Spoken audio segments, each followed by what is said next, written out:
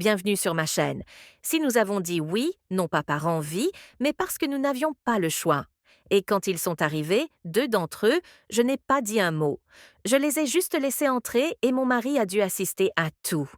Petite précision pour cette histoire, je voulais explorer quelque chose d'un peu plus sombre que d'habitude, juste un peu différent. J'espère que vous l'apprécierez. J'ai hâte de lire vos commentaires.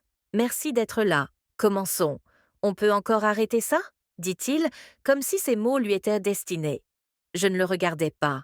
Mes yeux étaient rivés sur le sol, suivant du doigt les motifs du tapis que j'avais déjà inspiré 2 fois. N'importe quoi pour occuper mes mains, n'importe quoi, mais pas penser à ce qui allait se passer.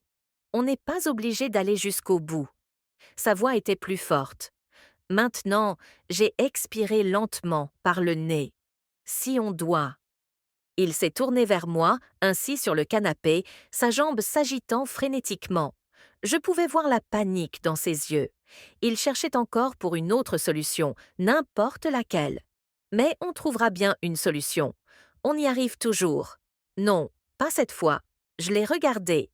Puis j'ai vraiment regardé l'homme que j'ai épousé, l'homme qui me faisait me sentir en sécurité, maintenant assis à côté de moi, terrifié par ce que j'allais faire. Tu ne comprends pas? J'ai dit il n'y a plus de temps. On a besoin de l'argent. C'est la seule option. Ces mots avaient un goût amer, même si on avait déjà eu cette conversation une douzaine de fois. Je ne voulais pas de ça. Mon Dieu, je ne voulais pas de ça. Mais ce dont on avait besoin, ce qu'on les désire, n'étaient plus les mêmes. Il secoua la tête, la main crispée sur son genou, comme si cela pouvait l'ancrer à quelque chose de réel. Je n'arrive pas à croire qu'on fasse vraiment ça, il murmura. Moi non plus. Clignait des yeux. Ma gorge était serrée. Je n'étais pas calme, je me retenais. Tu crois que je veux ça demandai-je, la voix brisée sur le dernier mot. Je déteste même l'idée. La pièce était trop silencieuse. Même les murs semblaient retenir leur souffle. Je sentais mon cœur battre la chamade dans mon cou, comme s'il essayait de s'échapper. Il se pencha en avant, les coudes sur les genoux, fixant le sol. Maintenant aussi je vais reste. Je ne te laisserai pas seul avec eux. Je sais que si tu veux qu'on s'arrête, on ne s'arrêtera pas. Il leva les yeux. Ses yeux étaient entr'ouverts, comme s'il voulait discuter. Mais il n'y avait plus rien à dire. Je lissais le devant de ma robe de mes mains tremblantes. Ma peau me semblait trop tendue. Chaque seconde me paraissait plus mince, comme si nous attendions au bord d'une falaise. Puis on frappa à la porte. Le coup résonna une fois. Je ne bougeais pas. Je respirais lentement et régulièrement, comme si j'essayais encore de convaincre mon corps que tout allait bien, que je pouvais le faire. Je restais debout. D'abord derrière moi, j'entendis mon mari bouger, un contre-cœur, mais alors que je me tournais vers le couloir, je sentis sa main se poser légèrement sur mon épaule. Juste un instant, juste assez pour me dire « Je suis toujours avec toi ». Je marchais jusqu'à la porte. Quand je l'ouvris, il me fixait déjà 2 hommes, l'un plus âgé, peut-être dans la quarantaine, plus grand que je ne l'imaginais, l'autre plus jeune, plus mince, l'air plus vif, probablement de mon âge ou moins. Aucun des deux. Ils sourirent sans dire bonjour ni. Ils entrèrent sans demander la permission à mon mari. Je les suivis en silence, refermant la porte. Derrière eux, aucun de nous ne parla. Ils ne regardèrent pas autour d'eux, ne dirent pas un mot. L'un d'eux dit un petit sac noir près du mur. Je ne demandais pas ce qu'il contenait. Je n'en avais pas besoin. Ma voix ne tremblait pas. Je ne le permettais pas. Je les guidais dans le couloir. J'entendais le poids de leurs pas derrière moi, lent et délibéré. Mon mari resta près de moi. Son rythme calquait sur le mien. Arrivé à la porte de la chambre, je marquais une pause d'1 seconde, puis je la poussais et entrais. La lumière était tamisée, le lit était fait, les draps déjà tirés, comme si c'était une tâche banale. J'entendis la porte se refermer derrière nous. Il ne partit pas. Mon mari se dirigea vers le fauteuil dans le coin et s'assit lentement, les mains sur les genoux, le regard droit devant lui. Je ne le regardais pas. Au lieu de cela, je me baissais et ôtais mes chaussures. Un à un, je les ai placés près du lit. Mes mains étaient fermes. Derrière moi, j'ai entendu le léger bruissement de vêtements. Il se déshabillait sans précipitation, sans hésitation, comme si c'était une routine pour eux. Je me tenais au bord du lit, le dos droit, les bras le long du corps. Je fixais le mur en face de moi. J'ai senti le plus jeune s'approcher.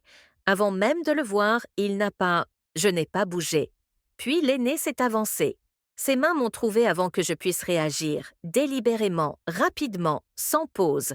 Les bretelles de ma robe ont glissé de mes épaules, le tissu tirant sur mes pieds comme s'il n'avait plus rien à faire. Je n'ai pas tendu la main pour l'attraper. J'ai gardé les bras le long du corps. Il ne s'agissait pas d'eux. Il ne s'agissait pas de moi non plus. Il s'agissait de ce dont nous avions besoin. Le plus jeune se pencha, son souffle chaud effleurant ma peau. Sa prise était ferme, sans hésitation, sans chercher d'approbation. L'aîné se laissa glisser plus bas, me soutenant par derrière. Son souffle trouva l'espace.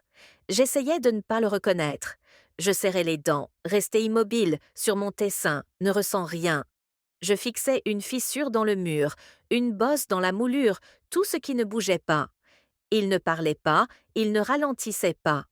Je n'étais pas une personne pour eux, juste un objet sur lequel agir. Je ne broncha pas, je ne fermais pas les yeux. Le plus jeune s'écarta et se rallongea sur le lit, attendant comme si tout avait été planifié avant même que nous n'ouvrions la porte. L'aîné tourna mon visage vers lui, puis doucement, mais sans hésitation, il me guida vers le bas. Je fis une brève pause, non pas pour résister, juste pour respirer. Puis je laissai faire. Sans un bruit, sans protestation, je suivis le mouvement comme s'il avait toujours été là, répété. Puis ils m'ont déplacé à nouveau, les mains sur ma taille, soulevant, tournant, abaissant. J'étais placée au-dessus du plus jeune. Exactement. Là où il s'attendait à ce que je sois. Mes paumes reposaient sur sa poitrine pour l'équilibre, c'est tout. Il s'est déplacé sous moi, soudainement et sans hésiter. J'ai inspiré une fois, retenant mon souffle derrière moi. J'ai senti l'autre se rapprocher, sa main s'enroulant autour de ma nuque. L'autre s'est avancé pour me stabiliser à nouveau. Je n'ai pas parlé, je n'ai pas repoussé. L'un s'est déplacé sous moi, l'autre a gardé sa prise. Ils n'ont rien demandé, et je n'ai rien senti. Pas encore. Continuer à respirer, ne pas penser, ne pas réagir. Puis de nouveaux déplacements. Ils m'ont déplacé et retourné sur le dos. L'aîné s'est penché le premier. Le plus jeune a suivi, planant au-dessus de moi. Il n'y avait pas de rythme, juste du mouvement, juste de la répétition. Ma tête a roulé avec le mouvement, mes mains se sont crispées sur le tissu sous moi. Je gardais le visage immobile, mais à l'intérieur, quelque chose se relâchait. La tension s'est installée. La souche que j'ai essayé pour bloquer, j'ai tourné la tête. Mon mari était toujours là dans le coin, toujours présent, toujours lointain. J'ai fermé les yeux, pris une inspiration, puis ils m'ont déplacé à nouveau. J'étais maintenant à quatre pattes. Le plus jeune s'est appuyé contre les oreillers, tandis que l'aîné a ajusté ma position par derrière. Ils ne se coordonnaient pas, ils agissaient simplement. Leurs mains me maintenaient immobile, l'une guidant l'autre. Il ne me restait plus d'espace pour choisir quoi que ce soit. Ils se sont rapprochés plus fort, plus près, en synchronisation. Mes coudes ont glissé. Mon souffle s'est coupé. Je me défaisais. J'ai essayé de rester froide, d'immobilité, de retenir le tout une seconde de plus, juste une de plus. Mais je n'y arrivais pas. J'étais brisée. Je tremblais encore. Ils continuaient de bouger, m'encerclant, consumant ce que je n'avais pas encore perdu. Leur rythme n'a pas faibli, comme si rien ne venait de se briser en moi. Mes bras étaient de faibles, ma respiration était superficielle et saccadée. Et quand j'ai levé la tête, je l'ai vu mon mari, toujours sur la chaise, toujours là. Mais ses yeux, ils ne me fixaient pas. Le regard vide, la bouche entr'ouverte, les mains flasques sur ses genoux. Il n'était pas parti, pas physiquement, mais quelque chose en lui avait commencé à s'éloigner. Non pas de la pièce, de moi, comme si c'était quelque chose de pratiqué, comme quelque chose d'autre que j'avais déjà fait. Je me suis assise à califourchon sur le plus jeune, les genoux flageolants, mes jambes tremblaient au souvenir de ce qui venait d'être pris. J'ai essayé de me recentrer, de calmer respiration, de reprendre le contrôle, mais j'ai senti l'autre se rapprocher par derrière, délibérément certain. Ses mains se sont abaissées, me guidant lentement avec une pression prudente, jusqu'à ce que je la sente vive, directrice, inattendue. J'ai haleté. Mes mains se sont portées à la poitrine du plus jeune, cherchant instinctivement l'équilibre.